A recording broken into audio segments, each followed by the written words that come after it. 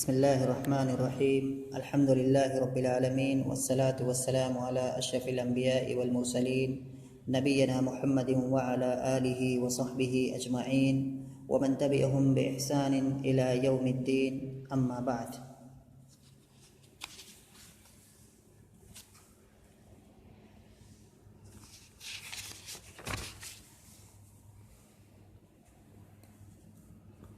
ادب عربی کی اس گھنٹی میں پچھلے درس میں ہم لوگوں نے ایک نئے شاعر کا کلام پڑھنا شروع کیا تھا، اور ایک کافی اہم شاعر ہے، اور اس کا جو قصیدہ ہے کافی مشہور اور معروف قصیدہ ہے.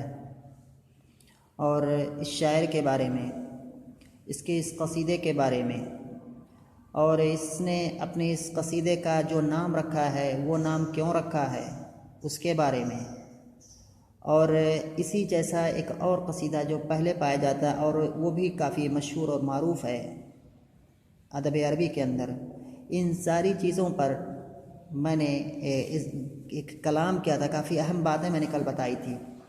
ضروری ہے کہ ہر کوئی اس کو دیکھے، اس کو سنے، اس کو یاد کرے.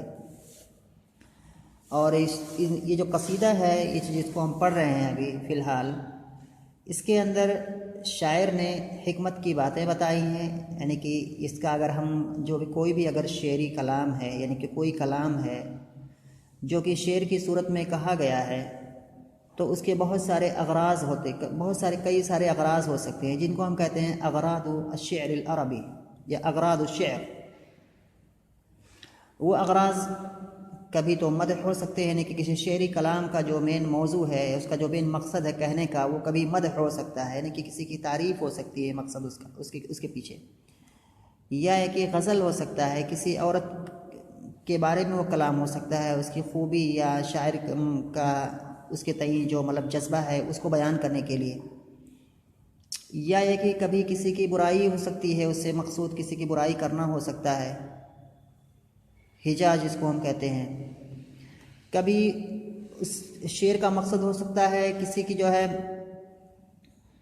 کسی چیز کا وصف بیان کرنا. کوئی چیز شاعر نے دیکھی تو اس کو کیا ہے، کوئی خوبصورت سی بلڈنگ دیکھی، کوئی خوبصورت سا باغ دیکھا، کوئی خوبصورت سا محل دیکھا، اس کو کیا ہے اپنے شعر میں ذکر کر رہا ہے، تو یہ اور اس کے بارے میں بیان کر رہا ہے، تو اس کو وصف کہیں گے. ایسے ہی کبھی شاعر کچھ حکمت بھری باتیں کیا ہے اپنے شعر میں کہتا ہے، جو کہ اس کے زندگی کے تجربے کا خلاصہ ہوا کرتا ہے، جو زندگی میں اس نے جو چیزیں محسوس کی ہوتی ہیں، ان ساری حکمت کی باتیں وہ اشعار کی شکل میں کہتا ہے. تو وہاں پر ہم کہیں گے کہ شعر کا یہاں مقصد کیا ہے یا غرض کیا ہے، حکمت میں نے بتایا تھا اس سے پہلے کہ حکمت کیا ہوتی ہے. حکمت ان تمام چیزوں پر اس کا اطلاق کیا جا سکتا ہے جو آدمی کو غلطی میں واقع ہونے سے روکتی ہے. اور وہاں میں نے بتایا تھا کہ حکمت کی اس کا جو منبع ہے، اس کا جو مصدر ہے مین، وہ ہے قرآن حکمتوں سے بھرا پڑا ہے. ایسے ہی حدیثیں حکمتوں سے بھری پڑی ہیں. اگر ان دونوں کو آدمی ان دونوں کے پر چلے گا، ان دونوں کی اتباع کرے گا، تو وہ غلطی میں واقع ہونے سے بچ جائے گا. ایسے ہی اس کے بعد اگر ہم آتے ہیں تو اس کے بعد حکمت جو ہے ہماری شعر میں ہے، عربی ادب میں، کلام عرب میں، بس خصوصاً اشعار میں جو ہے حکمتیں بھری پڑی ہیں، حکمتوں والے اشعار بھرے پڑے ہیں. ایسے ہی اشعار میں سے جو جن کا مقصد ہے، جن کے اندر حکمت کا بیان کرنا، انہی میں سے یہ قصیدہ، یہ شعر ہے طغرائی کا. اور یہ طغرائی پڑھا جاتا ہے، طغرائی، غلطی اس میں نہیں کرنی چاہیے. طغرائی، طغرا کی طرف نسبت ہے. طغرا میں نے بتایا، یہ بھی میں نے بتایا تھا کہ طغرا کیا ہوتا ہے، اس کو کہ طغرا کس چیز کو کہتے ہیں، اور اسی طغرا کی طرف اس شاعر کی نسبت کیوں کی گئی ہے. یہ ساری چیزیں کافی اہم چیزیں تھیں. تو خلاصہ کلام یہ ہے کہ اس کے اندر حکمت والی چیزیں ہیں. اس کے اندر شاعر نے جو ہے یہ بات بتانے کی کوشش کی گئی ہے کہ آدمی کو جو مادی چیزیں ہیں، کہ جو دنیا کی عیش و آرام کی چیزیں ہیں، جو دنیا کی جو مادی چیزیں ہیں، یہی حقیقت میں نہیں ہوا کرتی، سب کچھ نہیں ہوا کرتی ہیں. آدمی کے اندر جو بلند ہمتی ہے، جو ایک جذبہ ہے بلندی کی طرف بڑھنے کا، یہ جو دوسری چاری جو مانوی صفات ہیں، یہ در حقیقت کیا ہے آدمی کو بڑا بناتی ہیں. اور کہنے کا مقصد اس کا اس لیے ہے کیونکہ یہ شاعر یہ بھی کیا ہے غریب تھا، یہ اگرچہ آخر میں جا کر کے کیا ہے یہ وزیر ہو گیا، وزیر بنا تھا، لیکن کیا ہے اس کی زندگی کیا ہے غربت میں گزری تھی۔ اور بالکل ایسے ہی جیسے کہ یہ جو لامیۃ العجم جس نے کہا ہے طغرائی نے، ایک لامیۃ العرب کہا ہے کہ دوسرے شاعر نے جس کا نام ہے شنفر الازدی، جو کہ زمانہ جاہلیت کا شاعر تھا، وہ بھی کافی غریب تھا، اس نے بھی کافی اس طرح کی باتیں کیا ہے اپنے شعر میں کہی تھی۔ پچھلے درس میں کیا ہے ہم نے اس کا یہ شعر پڑھا تھا جس میں کہا تھا کہ حب السلامت۔ اور ایک بات پھر اور بتائیں کہ جو طغرائی کا یہ جو پورا کا پورا یہاں پر صرف قصیدہ مذکور نہیں ہے، اس کا قصیدہ کافی لمبا ہے، لیکن اس قصیدے میں سے جو منہج ہے، جو یہ کتاب جنہوں نے لکھا ہے مجموعہ من النظم والنثر، اس میں انہوں نے کیا کیا ہے کہ الگ الگ شعراء کے جو کلام ہوتے ہیں ان میں سے کچھ لائنیں، چند لائنیں جو ہے ان کو جو اچھی لگتی ہیں وہ یہاں پر کیا ہے اس کو ذکر کر دیتے ہیں۔ اسی لیے تھوڑی تھوڑی دور لائنوں کے بعد ایک نیا شاعر کیا ہے مطلب آتے رہتا ہے، اس کا ذکر آتے رہتا ہے۔ تو یہاں پر کیا ہے پورا کا پورا قصیدہ نہیں ہے، پورا قصیدہ اگر کسی کو پڑھنا ہے یہ کافی، میں اس کو کروں گا کہ ایک لامیۃ العجم ہے اور ایک لامیۃ العرب ہے، دو لامیہ ہیں۔ اور لامیہ مطلب اس لیے کہا جائے کیونکہ اس کے آخر میں لام ہے، ان کا جو قافیہ لام ہے اس کو لامیہ کہتے ہیں۔ جیسے یہاں پر اس سے پہلے والا جو شعر ہے، جیسے یہاں پر یہ طا ہے، اگر اس شعر کو اگر ہمیں کہنا ہو تو اس کو ہم کہیں گے طائیہ، کوئی بھی شعر ہو جس کے آخر میں جو کہ اس کو ہم وہی نام دے سکتے ہیں طائیہ، اس کو کہیں یا یہ ہو گیا، اس کو ہائیہ کہہ سکتے ہیں۔ ایسے ہی کیا ہے قافیہ کے اس پر کیا ہے اشعار کا نام پڑتا تھا۔ اس میں اشعار کرا کہ حب السلامت یثنی عزم صاحبہ عن المعالی ویغنی المرء بالکسل، اس پر کل کلام آ چکا تھا۔ اس میں کیا ہے، اس میں کے بعد شاعر نے جو بات کہی تھی کہ مطلب سلامتی کی چاہت، سلامتی میں نے بتایا تھا کہ سلامتی یعنی کہ آفات سے سلامتی، پریشانیوں سے سلامتی، مصیبتوں سے سلامتی، اس سلامتی کی چاہت آدمی کو بلند چیزوں کو حاصل کرنے سے روک دیتی ہے اور اس کو سست بنا دیتی ہے۔ یہ بہت جامع بات ہے، کیونکہ دنیا میں کوئی بھی چیز حاصل کرنے کے لیے آدمی کے اندر یہ صفت ہونی چاہیے۔ یہ بلند ہمتی آدمی کو آگے بڑھاتی ہے اور آرام پرستی اس کو کیا ہے پیچھے کی طرف ڈھکیلتی ہے۔ جتنے بھی دنیا میں لوگ بڑے ہوئے ہیں،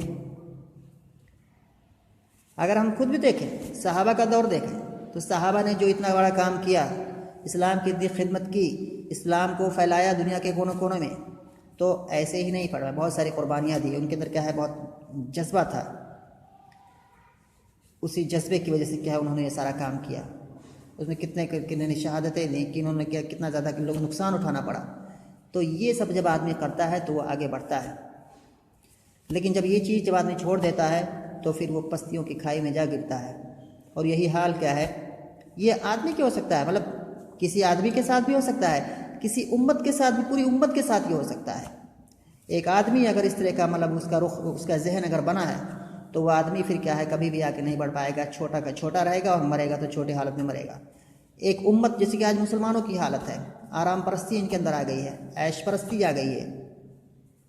آج دوسری قومیں کیا ہے بہت آگے بڑھ گئی ہیں، لیکن ان کے اندر وہ چیز نہیں ہے، جس وجہ سے کیا ہے یہ بہت پیچھے چلی گئی ہیں۔ تو کافی جامع ہے بات، بہت زبردست بات اس نے کہی ہے۔ تو اگر کہ حب السلامت یثنی عزم صاحبہ عن المعالی ویغنی المرء بالکسل، سلامتی کی چاہت یا ایک آرام پرستی، اس کے صاحب کو ہو کی ضمیر جا رہی ہے حب کی طرف، حب السلام یعنی کہ سلامتی کی جو محبت ہے، سلامتی کی جو چاہت ہے، تو اس کے چاہنے والے کو، ارادے کو کیا ہے موڑ دیتی ہے۔ کس چیز سے؟ عن المعالی، بلندیوں سے، ویغنی المرء، اور آدمی کو یعنی کہ اس آدمی کو کیا ہے یہ ابھارتی ہے سستی کر بنے کہ اس کو سست بنا دیتی ہے، ایک دم نالائق بنا دیتی ہے۔ فَإِن جَنَحْتَ إِلَيْهِ فَاتَّخِذْ نَفَقًا فِي الْأَرْضِ أَوْ سُلَّمًا فِي الْجَوِّ فَاعْتَزِلِ۔ فَإِن جَنَحْتَ إِلَيْهِ، جنح، اس کے بعد کریں اس کو ہم پہلے پڑھتے ہیں اس کے بعد پھر آئیں گے۔ فَإِن جَنَحْتَ إِلَيْهِ فَاتَّخِذْ نَفَقًا فِي الْأَرْضِ أَوْ سُلَّمًا فِي الْجَوِّ فَاعْتَزِلِ يَرْضَى الذَّلِيلُ بِخَفْضِ الْعَيْشِ مَسْكَنَةً وَالْعِزُّ عِنْدَ رَسِيمِ الْأَنْيُقِ الظُّلَلِ۔ یہاں پر کیا ہے، اس میں الفاظ والی کچھ غریب کلمات ہیں، ان کو ہم پہلے جانتے ہیں۔ شاعر کہہ رہا ہے، کون سے شاعر؟ یعنی کہ طغرائی، فَإِن جَنَحْتَ، جنح یجنح، مائل ہونا، جنح یجنح، مائل ہونا، یہ معنی اس کا ہوتا ہے. باب فتح سے ہے، باب فتح سے یہ فی الماضی واحد مذکر حاضر کا صیغہ. فإن جنحت الیہ فاتخذ اپنانا یا بنانا. نفقا، نفق کس کو کہتے ہیں؟ نفقن معنی ہوتا ہے سرنگ، یعنی کہ زیر زمین جو راستہ ہوتا ہے، یعنی کہ زمین کے اندر جو کھود کر کے جو راستہ بنایا جاتا ہے اس کو کہتے ہیں نفق، ٹنل، سرنگ کہتے ہیں. نفق جمع انفاق. اس میں جو ٹرینیں جو چلتی ہیں جو نیچے اس کو قطار الانفاق کہتے ہیں، جس کو ہم میٹرو کہتے ہیں آج کل. میٹرو کو عربی میں کیا کہتے ہیں؟ اس کو کہتے ہیں قطار الانفاق، کیونکہ وہ زیادہ تر اس کے راستے کیا ہوتے ہیں؟ زیر زمین ہوتے ہیں، انڈر گراؤنڈ ہوتے ہیں، وہ ٹنل میں چلتی ہے. تو نفق کے معنی ہے سرنگ، یعنی کہ زیر زمین کے نیچے بنایا ہوا راستہ، جمع انفاق. نفقا فی الارض او سلما. سلم کے معنی کیا ہوتا ہے؟ سیڑھی، جمع سلالم. جون کے معنی فضا، جمع اجوا. فاعتزلی، اعتزل یعتزل معنی ہوتا ہے الگ ہو جانا. اعتزل باب افتعال سے ہے. فاعتزل یہ امر کا صیغہ ہے اور اعتزل اصل میں ہے، لیکن فاعتزلی آیا ہوا ہے، لام پر جو یہاں پر کسرہ آیا ہوا ہے تو یہ شعر کا وزن بیٹھانے کے لیے، کیونکہ سب کے آخر میں کیا ہے؟ کسرہ ہے. بالکسلی، الزللی، النقلی. تو یہاں بھی کیا کر دیا ہے؟ وزن بیٹھانے کے لیے. اور شعر میں ایسا جائز ہوتا ہے. یجوز فی الشعر ما لا یجوز فی النثر. شعر میں بہت ساری چیزیں جائز ہوتی ہے جو کہ نثر میں جائز نہیں ہوتی ہے. اور اس کو میں نے بتایا تھا کہ شعر کہنے کے لیے آدمی کے پاس ایک بالکل بہت تنگ راستہ ہوتا ہے، کہ بہت ہی محدود طریقہ ہوتا ہے جسی پر چل کر کے آدمی اپنی بات کو کہہ سکتا ہے. نثر میں ایسا نہیں ہوتا ہے. نثر میں آدمی بالکل آزاد ہوتا ہے، کہیں بھی گھما پھرا کے اپنی بات کو کہہ سکتا ہے. تو اسی لیے بہت ساری چیزیں کیا ہے؟ جائز ہوتی ہے. یرضى الذلیل بخفض العیش مسکنۃ. یرضى، رضی یرضى باب سمیہ سے ہے. رضی یرضى، رضیہ اس میں تعلیل ہے. اصل میں یرضى اصل میں کیا ہے؟ یہ اگر اس کو ہم دیکھیں گے تو اس میں تعلیل ہوئی ہے. اصل میں کیا ہے؟ رضی یرضى. باب سمیہ سے ہے تو باب سمیہ سے کیا بن گا؟ یسمعو بنے گا، فعل مضارع بعد میں ذکر کا پاس دے گا. تو اس میں کیا بنے گا؟ یرضى، یرضى نہیں بنے گا. بظاہر یہ نہیں دھوکا نہ چاہیے کہ اس کے آخر میں یا تو یرضى اصل میں تھا، یا کو کیا ہے اس بدل دیا گیا کیونکہ اس کا ماقبل کیا ہے؟ یا متحرک کا ماقبل فتح ہے. نہیں،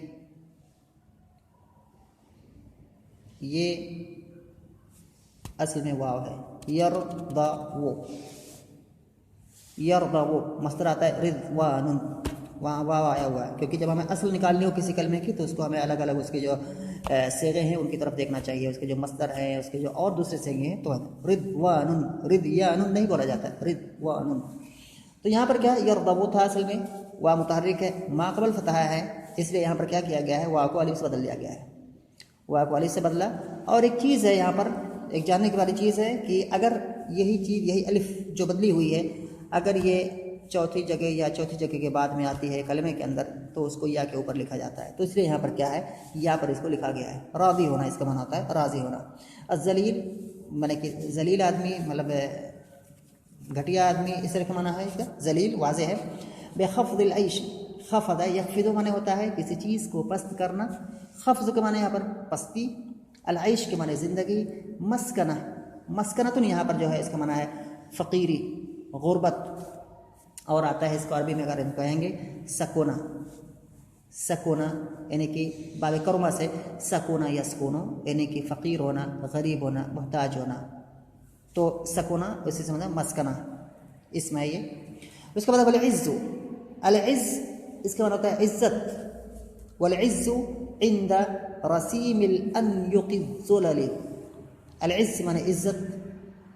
واو یہاں پر یہ واو حالیہ ہے. ابھی جب ہم مفہوم کریں گے تو اس کا معنی آئے گا العز معنی کہ عزت. عند رسیم، رسیم فعیل کے وزن پر ہے. یہ مصدر ہے، یہ رسیم مصدر ہے. فعل کیا ہے؟ رسم یرسم رسیما. جیسے کہیں گے رسم البعیر رسیما یا رسمت الناقۃ رسیما. اونٹ یا اونٹنی کا تیز چلنا. تو اونٹ اگر تیز چلے تو کہیں گے رسم البعیر. اونٹنی اگر تیز چلے تو کہیں گے رسمت البعیر. تو رسیم یہاں پر کیا ہے؟ مصدر ہے، یعنی کہ تیز رفتار، تیز چال. اس کے بعد آگے والا جو کلمہ ہے انیق. ان یقن الف لام ہے تو ہوگا ان یقو، اور چونکہ یہ مضافل ہے اس لیے ان یقی ہو جائے گا، مکسور ہو جائے گا۔ ان یق یہ جمع کا صیغہ ہے، اس کا معنی ہے اونٹنی، اور اس کا جو واحد ہے وہ کیا آئے گا؟ ناقتن، ناقتن، الناقۃ جمعها ان یقن۔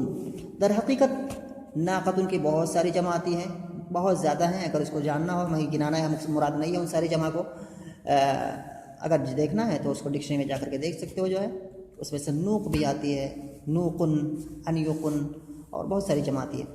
یہاں پر جو جب ان ساری جمع میں سے جو ایک جمع ہے یہاں پر استعمال ہوئی ان یق، یعنی کہ اونٹنی۔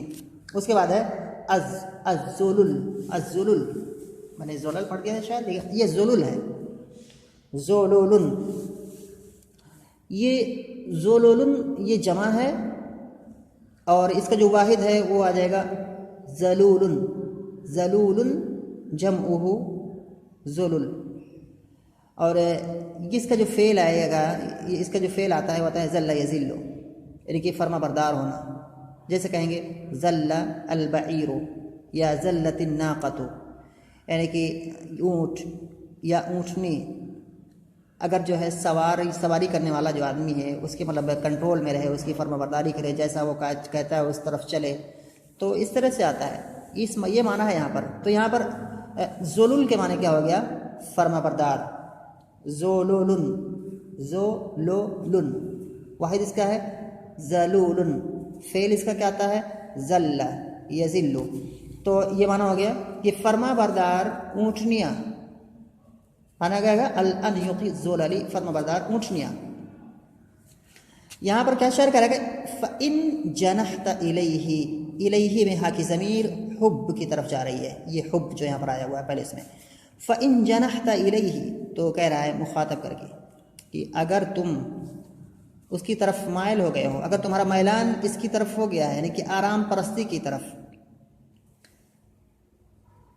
یا سلام، یا کہ اس تمہیں یعنی کہ خطرات تمہیں لاحق نہ ہوں، اس وجہ سے تم نے کہیں پر کچھ کرنا چھوڑ دیا ہے، بیٹھ گئے ہو، تو اگر تمہاری یہ حالت ہو گئی ہے فَإِن جَنَحْتَ إِلَيْهِ تو اگر تم اس طرف مائل ہو چکے ہو، تمہارا میلان اس طرف ہو چکا ہے آرام پرستی کی طرف، یعنی خطرات سے بچنے کی طرف، تو تم کیا کرو؟ فَاتَّخِذْ نَفَقًا تو تم کیا ہے؟ نَفَقًا فِي الْأَرْضِ تو تم کیا ہے؟ بنا لو زمین کے اندر کوئی سرنگ، او سلمن فی الجو یا کہ آسمان کے اندر کوئی سیڑھی، فاعتزلی اور پھر تم کیا ہے؟ الگ ہو جاؤ، اے فاعتزل الناس، مفعول بھی یہاں پر محذوف ہے، یعنی فاعتزل یعنی کہ متعدی ہے، فاعتزل تم الگ ہو جاؤ، تو کس چیز سے الگ ہو جاؤ؟ الناس یعنی کہ لوگوں سے الگ ہو جاؤ، فاعتزل الناس تو تم کیا ہے؟ اور پھر کیا ہے؟ لوگوں سے الگ ہو جاؤ، کیونکہ لوگوں سے بھی تم کو تکلیف پہنچ سکتی ہے، اگر تمہیں تکلیف ہی کا ڈر ہے، یہ کہ طنز کر رہا ہے شاعر، اس لائن کے اندر شاعر کیا کر رہا ہے؟ طنز کر رہا ہے ایسے لوگوں پر جو لوگ کیا ہے کس پریشانی کے ڈر سے کیا ہے بیٹھ جاتے ہیں، نہیں کام کرتے، ان کے اندر ہمت نہیں ہوتی ہے، تو اگر تمہارے اندر اگر تمہیں اتنا ہی ڈر ہے تو لوگوں سے بھی کہ تم کیا الگ ہو جاؤ، زمین کے اندر سرنگ بنا کر کے کہیں جا کر کے چھپ جاؤ، وہ جاؤ، یہ کہ تم سیڑھی لگا کر کے آسمان پر چلے جاؤ، ان کی یہ جو انسانی جو سوسائٹی ہے اس سے تم کیا الگ ہو جاؤ، انسانوں سے بھی تم کو کیا ہے خطرہ ہو سکتا ہے، تو ایک طرح سے کیا ہے یہ طنز ہے۔ تو فَإِن جَنَحْتَ إِلَيْهِ تو اگر تم کیا ہے اس کی طرف مائل ہو چکے ہو تو تم کیا ہے زمین کے اندر کوئی سرنگ بنا لو یا کہ آسمان میں کوئی سیڑھی بنا لو اور تم کیا ہے پھر لوگوں سے کیا ہے الگ ہو جاؤ۔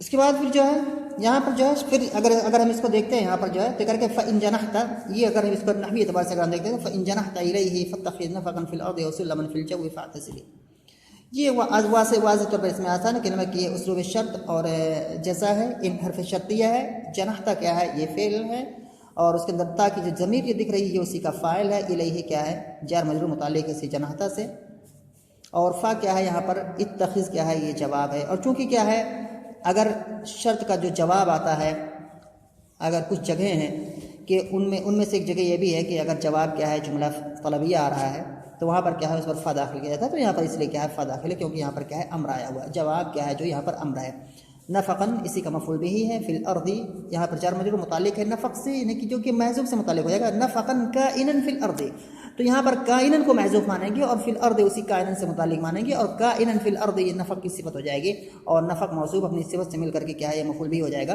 اتخذ فعل کا۔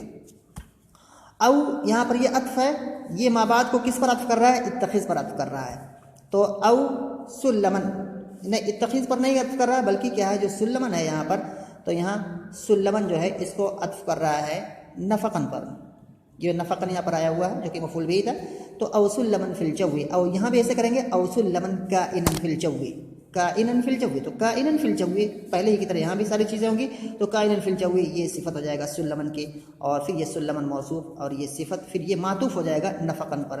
اب یہاں پر یہ معطوف ہے نفقن فی الارض معطوف ہے، اور حرف عطف سلمن فی الجو یہ معطوف سلمن فی کائنن فی الجو، اصل کے اعتبار سے یہ معطوف اور معطوف اور معطوف یہ مفعول بن جائے گا اتخذ فعل کا۔ فاعتزلی اے فاعتزل الناس، یہ کیا ہے؟ اعتزل امر کا صیغہ ہے، امر حاضر واحد مذکر حاضر کا صیغہ، اس میں انت کی ضمیر مستتر ہے جو کہ اس کا فاعل ہے، اور مفعول بھی اس کا محذوف ہے جو کہ قیاس سے یا سیاق سے کیا ہے ظاہر ہے، اس لیے ذکر نہیں کیا گیا۔ پھر اس کے بعد پڑھتے ہیں اگلے درس میں۔